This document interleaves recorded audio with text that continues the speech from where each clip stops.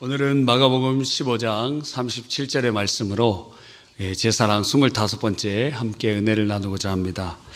어떤 재밌는 얘기가 있어서 함께 나눴으면 좋겠습니다. 두 아들에게 신신당부를 하는 엄마의 얘기입니다. 엄마 없을 때 전자레인지 쓰지 마. 전자파가 나오니까 꼭 멀리 떨어져 있고. 그런데 엄마가 마트에 갔습니다. 배가 고픈 둘째의 말에 첫째가 전자레인지에 즉석밥을 넣으면서 이렇게 말했대요. 멀리 떨어져. 가까이 가면 전기세 나와.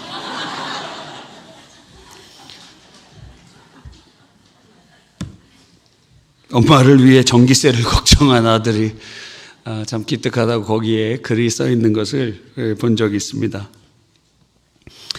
오늘 이 본문의 장면은 예수님께서 십자가에서 못 박혀 돌아가시는 장면이죠. 왜 죽으셨는가? 예수님께서 우리의 죄를 짊어지시고 하나님의 공의를 만족하신 것입니다. 하나님의 공의라는 것은 죄에 대한 심판인데 죄의 삭은 사망이요. 반드시 죽어야 됩니다. 그래서 예수님이 우리의 죄를 대신 가져가시고 대속물로 우리 대신 죽으신 것입니다. 그걸 다른 말로 속량이라고도 하거든요. 속량이라는 것은 무엇이냐면 종이 있는데 이 종이 해방되기 위해서는 값을 누군가 치러줘야 됩니다. 그래서 그 값을 치르는 돈을 속전이라고 하고, 그리고 그 사람이 이제 그 값을 치름받아서 풀려나면 속량받았다는 거예요. 예수님께서 자신의 몸이, 자신의 피가 속전이 되고 죄값을 우리에게 치러주심을 통하여 예수님께서 우리를 죄와 사망과 저주의 권세에서 해방하신 것입니다. 로마서 5장 8절에는 이 모습을 이렇게 표현합니다. 우리가 아직 죄인 되었을 때에 그리스도께서 우리를 위하여 죽으심으로 하나님께서 우리에 대한 자기의 사랑을 확증하셨느니라. 그러니까 이 십자가는 주님의 사랑이요, 예수님의 대속의 죽음은 우리를 향하신 간절한 사랑임을 우리는 알게 되는 것입니다. 그래서 찬송가 151장 2절에 보면 주 십자가 못 박힘은 속죄함 아닌가, 그 긍휼함과 그 큰 은혜 말할 수 없도다 하면서 하나님을 찬양하는 것을 우리는 보는 것입니다. 이러한 사랑을 받은 우리가 주님께 합당하게 반응해야 되는 것은 무엇일까요? 여러분은 누군가를 지극히 사랑하면 그 사람에게 원하는 게 무엇입니까? 그 사람도 나를 사랑하기를 원하잖아요. 여러분이 누군가를 이렇게 옛날 얘기하는 겁니다. 여러분 지금 그러면 상당히 지금 소송당할 확률이 높아요. 예. 옛날에 여러분 결혼하시기 전에 어땠습니까? 누군가에게 이렇게 좋아하는 마음이 있으면 고백을 하려고 그러잖아요. 왜 고백을 하려고 그러죠? 그냥 혼자 짝사랑하면 되지. 짝사랑입니까? 독사랑입니까? 혼자 하면 독사랑이고. 하여튼 왜 고백합니까? 그 사람도 나를 사랑해 주기를 원하잖아요. 그게 우리 마음에 어떠한 작용을 하는 것 같습니다. 하나님도 마찬가지시죠. 하나님 우리를 이렇게 사랑하셨어요. 우리에게 원하신 게 무엇일까요? 우리가 하나님을 사랑하기를 원하고 계시는 것입니다. 여러분, 그래서 하나님께서는 신구약의 모든 부분을 통괄해서 두 가지로 말씀하시는데, 하나님을 사랑하는 것, 그리고 이웃을 사랑하는 것이다.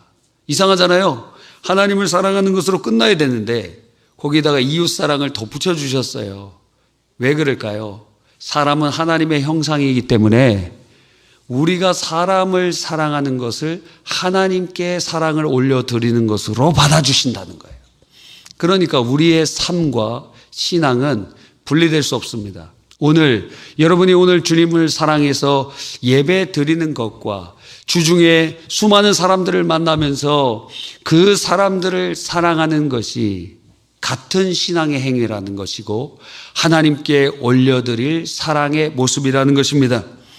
그런데 주님께서 우리에게 원하시는 사랑의 수준이 어느 정도인가? 내 이웃을 내 몸과 같이 사랑해라. 그건 나의 형상이니까, 나의 모상이니까 그들을 사랑함을 통하여 나를 사랑함을 증명하라. 공적 예배뿐만 아니라 삶으로 증명하는데 요한일서 3장 16절에 그가 우리를 위하여 목숨을 버리셨으니 우리가 이로써 사랑을 알고 우리도 형제들을 위하여 목숨을 버리는 것이 마땅하니라. 여러분, 말이 됩니까? 이게 가능한 일이에요? 가능해요? 사람에게 제일 중요한 것이 무엇인가? 자기 생명 아닙니까?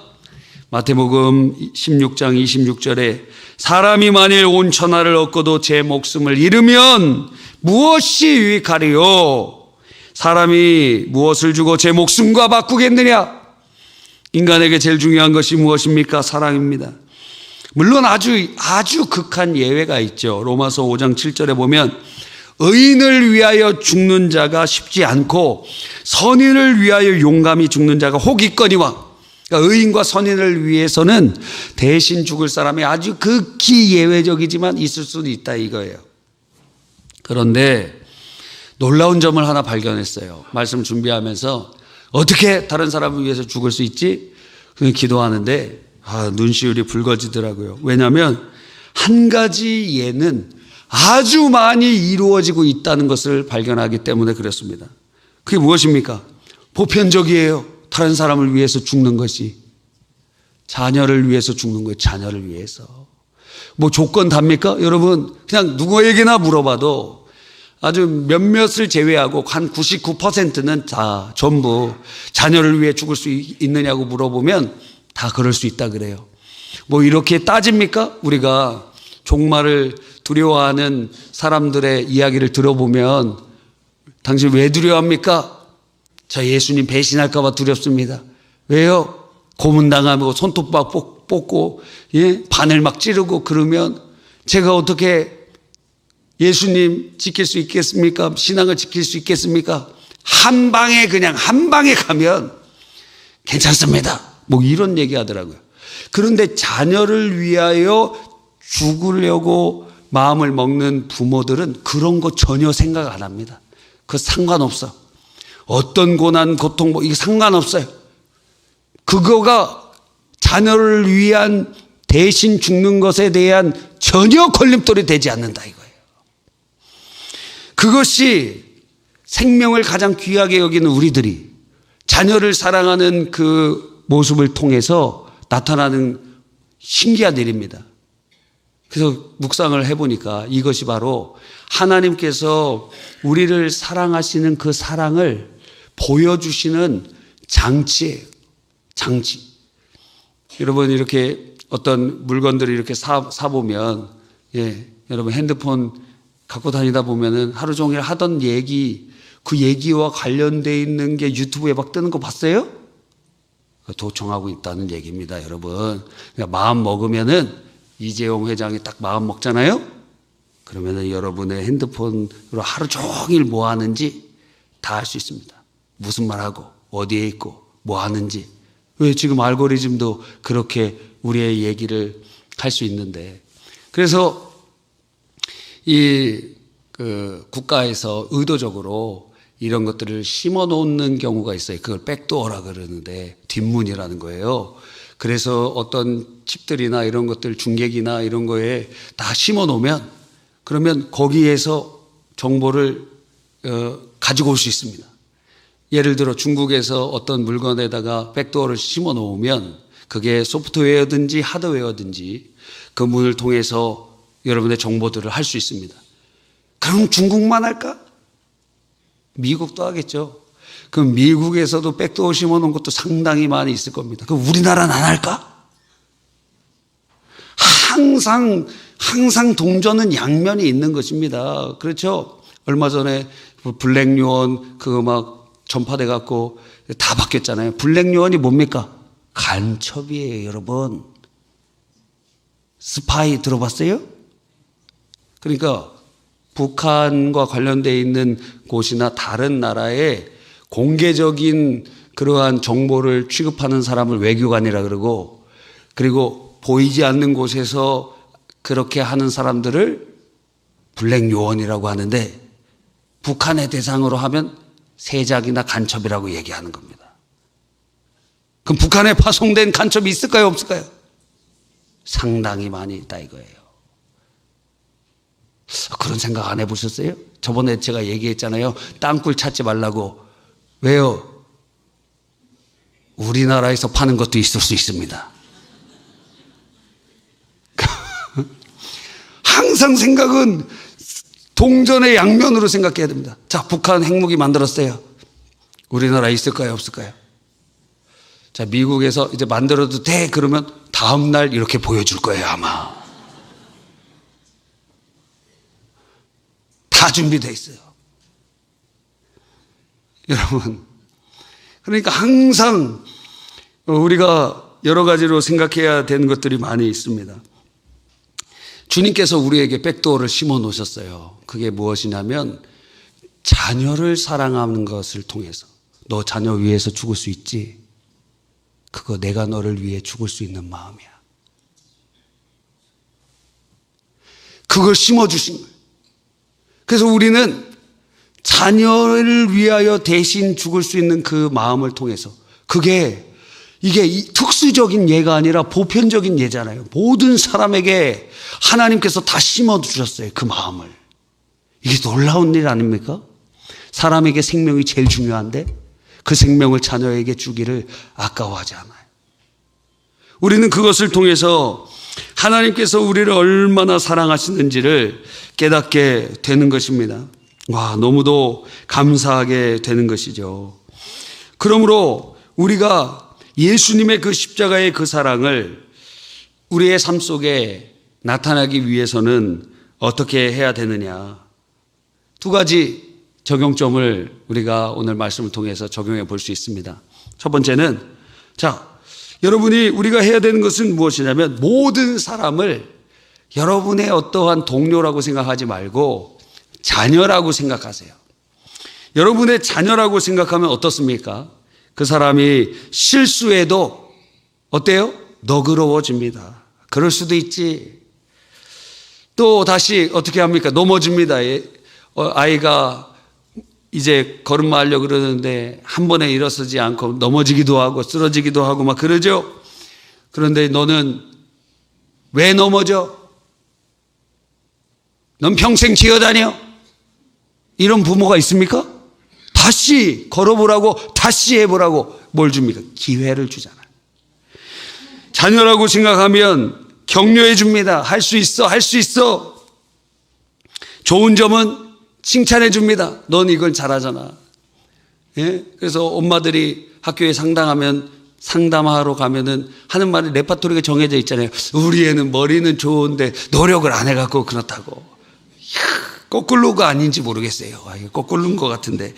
여러분, 자녀의 문제 내 문제 아닙니까? 자녀가 밥을 안 먹어요.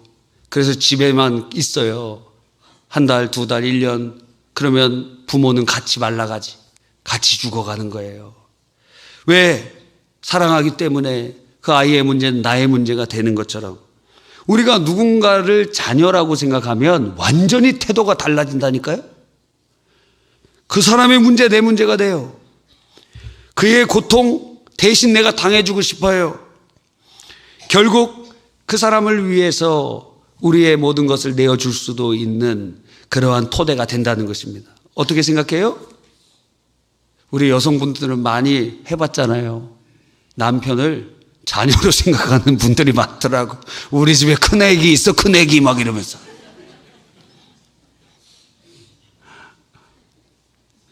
여러분, 하여튼 다른 사람들을 자녀라고 생각해 주시면 완전히 인간관계는 달라집니다.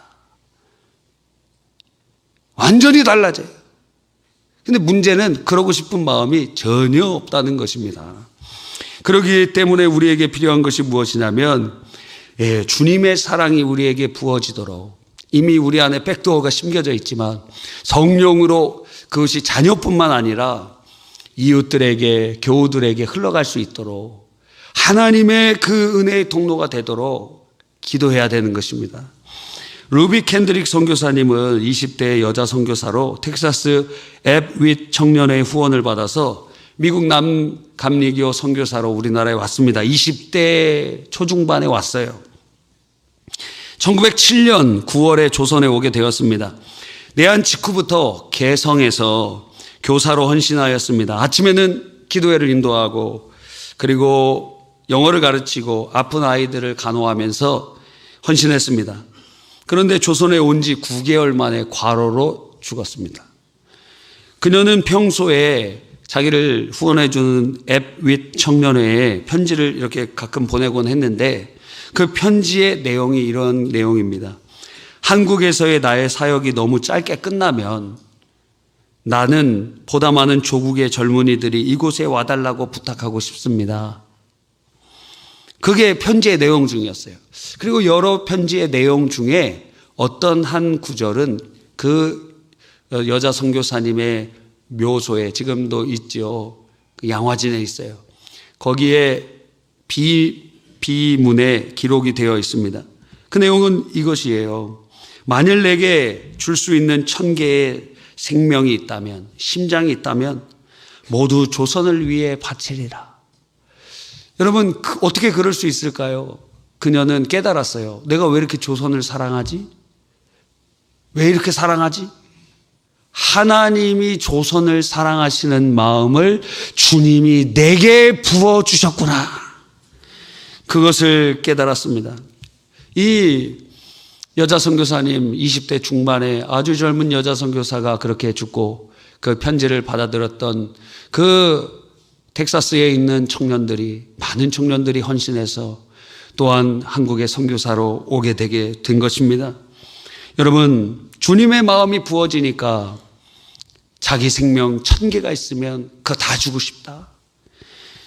한 어떤 교회 목사님 이야기입니다. 그 목사님에게 어떤 남자 성도님이 상담을 왔어요. 그건 죽음의 위기에 처해 있는 남자 성도였습니다. 그 뭐 어떻게 해줄 수 있는 게 없어서 기도해주고 이야기 들어주고 그것이 상당한 오랜 기간이 됩니다. 좋아졌다가 안 좋아졌다가 여러 가지 모습들이 이렇게 보이는데, 그런데 어느 순간에 하나님께서 마음을 부어주시는데 내가 다른 어떤 성도들을 위해서는 죽을 수 있을까? 그것은 확신할 수 없지만 이 형제가 살 수 있다면 나는 죽어도 좋습니다 하는 마음을 부어주신다는 거예요. 그런 간증을 들어보는 것입니다. 여러분, 기도를 통해서 주님의 마음이 우리 안에 임하는 것입니다. 어떻게 그 사람을 위해서, 그 청년을 위해서, 그 성도를 위해서 죽을 수 있습니까? 못하는 것인데 하나님의 마음이 부어지니까 그렇게 이끌어 가신다는 것입니다. 그래서 그 십자가의 그 사랑이 우리 안에 재현되도록 이끌어 주시는 것이죠. 그런 사람들의 대표적인 사람들이 누구시냐? 선교사님이에요. 북한에 지금 억류되어 있는 선교사님들이 여럿 있습니다. 이미 억류된 지 4000일이 넘은 김정옥 선교사님 있고, 또 2010몇 년도에부터 거기에 잡혀있는 김국기, 최춘길 선교사님 뿐만 아니라 탈북민 출신의 사역자들도 잡혀 들어가 있어요. 그 사람 탈북민이니까 우리나라 사람 아닙니까? 그런데 조중적병지대에서 하다가 잡혀 들어갔어요. 김원호, 함진우, 고현철 성도님, 그리고 또 조선족 사람, 그 성도님들 중에서 선교적 사명을 가지고 그런 일들을 했던 조선족 사역자들이 계신데 그분들도 여러 명 잡혀 들어가고 지금 생사조차 알 수 없고 어디에 있는지, 무슨 수용소에 있는지도 몰라요. 그러면 그분들은 왜 그랬을까요? 조중접경 지역에 있는 고기에서 있으면은 잡힐까 안 잡힐까 몰랐을까요? 각오하고 간 거예요. 각오하고. 왜? 주님이 사랑하는 마음을 주시니까. 나 죽어도 이들을 살리고 싶다. 2016년 이 조중접경지대에 도시 중에 이 칭바이현의 목사님 한 분, 20년 동안 사역하셨던 목사님 계셨어요. 한충렬 목사님인데 그분이 북한 주민을 도우면서 지하교회를 지원했는데 여러 번 납치 위기가 있었습니다. 그러다가 피살당했어요. 독살당한 것으로 추정돼요.